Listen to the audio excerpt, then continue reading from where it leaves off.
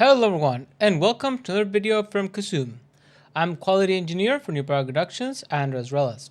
And today we're starting module number 1 of quality engineering for new product development and new product introduction. For any of you guys who don't know me, I'm quality engineer for new product productions and Relas. I worked in the medical manufacturing field for about 9 to 10 years now, mainly for Cardinal Health, Medtronic, Stryker, Teleflex, and Jabil.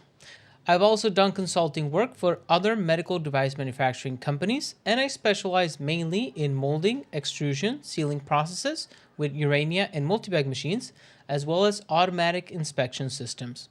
And with that out of the way, these are the two key course objectives right now. Let me just move this out of the way. There we go.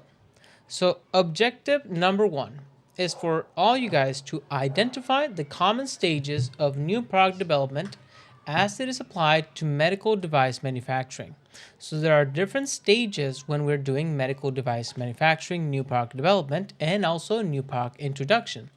I also want you guys to understand how quality engineers function during this process flow so you understand what objectives we want to meet, what deliverables you need to create, and what is also not your job, okay?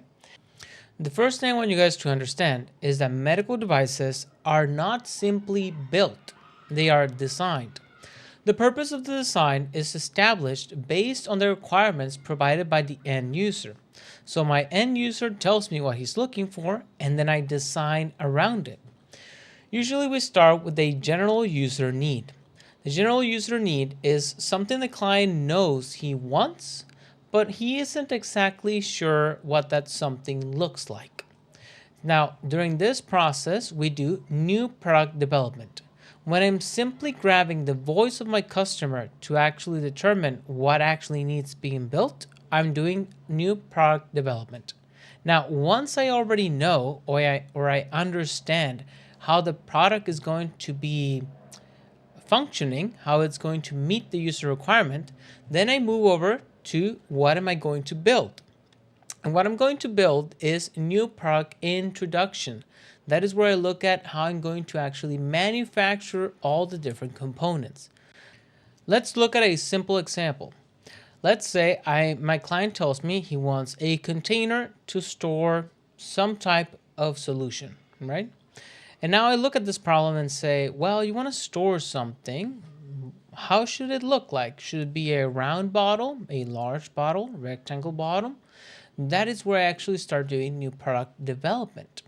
But when I already know that I want to build a bottle that's going to have a cap and it's going to have a plastic container section, then next up I need to look at how I'm going to manufacture it. Am I going to use an injection molding machine? And I'm going to use some type of adhesive material? Is it just going to be threads? How am I going to assure that the product is not going to leak? That is where we move into NPI. Okay? Now, to accomplish this, we need to create the new product, determine how we're going to build the product, and lastly, actually launch our product. A structured, documented approach will be required. Some people might say, well, isn't this a little bit obvious? You obviously want to create something and you want to manufacture it and you want to launch it.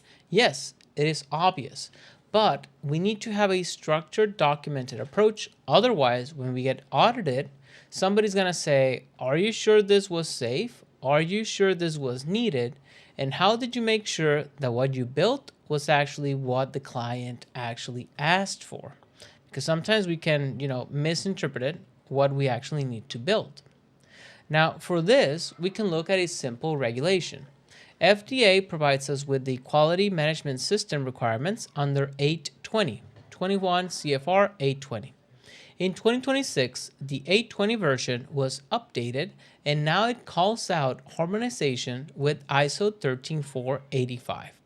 So most of the information that was originally contained on FDA 820 is no longer contained there.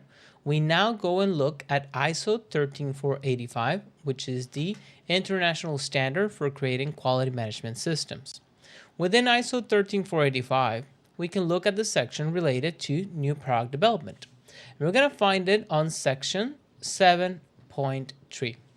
Section 7.3 calls out all the different requirements or deliverables related to the design and development of a particular medical device.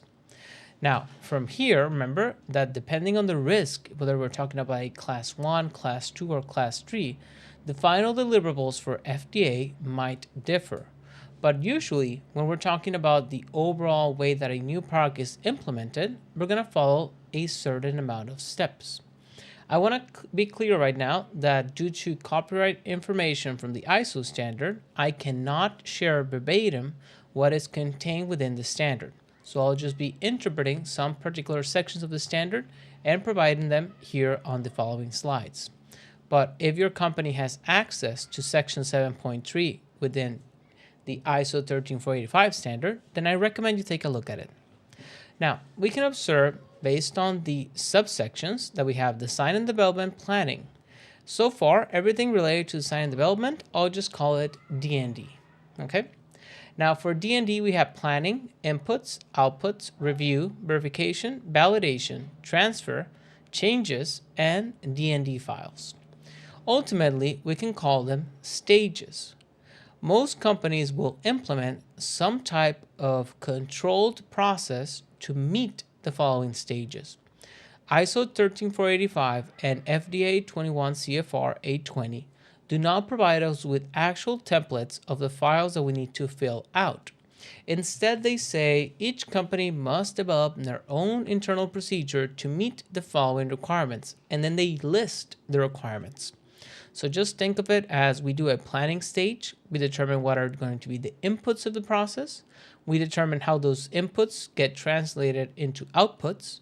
We do a review to make sure that each individual input is assigned to an output.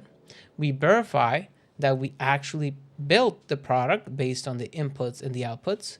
We validate to make sure that it's the right product.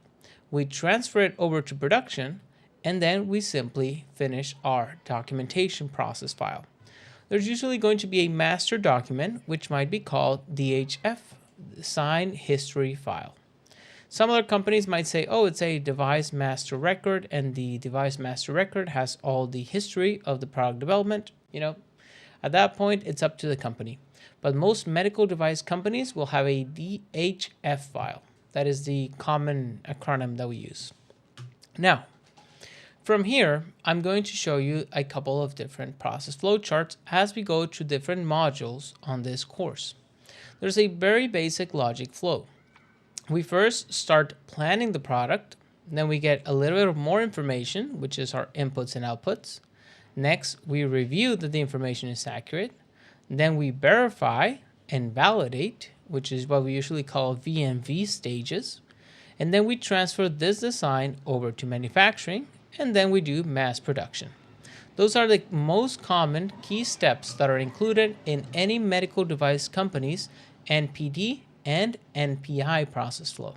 You might ask me, well, Andres, where is NPD? Where is NPI? Well, from here to here, we are pretty much just doing new product development. We are creating drawings. We are updating bill of materials. We're determining what type of component we're going to use. And next up, we think about how it's going to be manufactured. So those stages are executed within these areas. Now, most companies would state that fundamentally NPI occurs during the transfer design stage, because when you're transferring the design, you're translating it over to manufacturing requirements. Other companies might say, no, transferring the design stage involves actually starting mass production. It depends on your corporate procedure. Whether you call a stage something else, it doesn't really matter so long as you have all the documentation for all the stages. Now here some people tell me, hey Andrew, isn't this all pretty basic? Isn't it logical that you plan, then you get info, then you release? And yes, the answer is that everything is a standardized logical process. Standardization of medical device manufacturing isn't really about being complex or being the smartest person in the room. Instead, it's about creating a simple system that everyone can follow with the right training and that guarantees stable, documentable results. That is the main thing that we're looking for. That is why you're going to have a corporate NPD and corporate NPI procedure. That is then going to be translated over into work instructions for your manufacturing environment. Now, I know that it's a little bit hard to see, but as we go through the modules, I'll explain how we do the planning stage, the development stage, and the verification and validation stages. Each company is going to have their own process flow diagram. I'm just showing here an example of one that I created for you guys, which I will be following along as we go through the modules. It's important to note that there are a couple of key areas marked here in red, which are called team reviews. The general idea on most companies is that we assign a block of deliverables or a block of work, and then we provide the engineering team with time to work on that block. But we don't assign the engineering team all the work at once. Instead, we tell them, hey, work on deliverables 1, 2, 3, and 4. And once you have everything ready, we're going to do a team review. If we are happy with the deliverables, then we're going to move over to the next block of deliverables. Otherwise, we're going to send you back. If we didn't do team reviews as we moved along, then we would find situations where we've been working on 10, 15 different deliverables, and maybe the first few deliverables that were key for actually filling in the information of the last ones were made by mistake or they had an error. So ideally, we want to be reviewing the work as we are building it. So you can see here that there are multiple blocks of work being executed during the planning stage. At the end of each stage, there's a general gate review or a general team review to make sure that all the deliverables for that stage have been completed. So it's not enough to make sure, for example, I worked on this block of information and then I did a team review.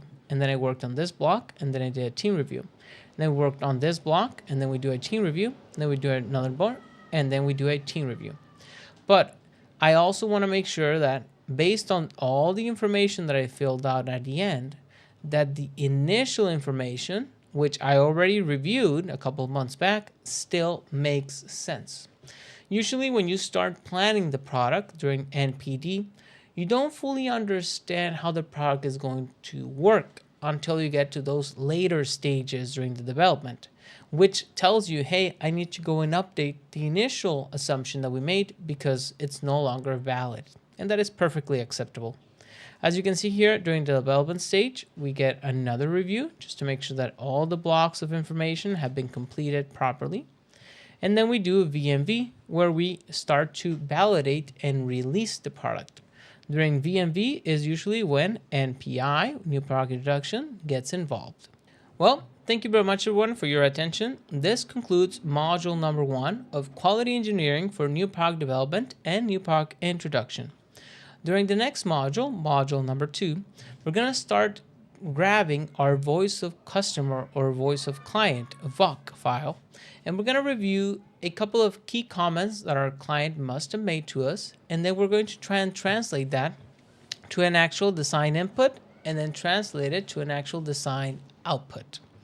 Well, I'm Quality Engineer for New Product Productions, Andres Reles, and I wish you all a great start to your week. Thank you, team.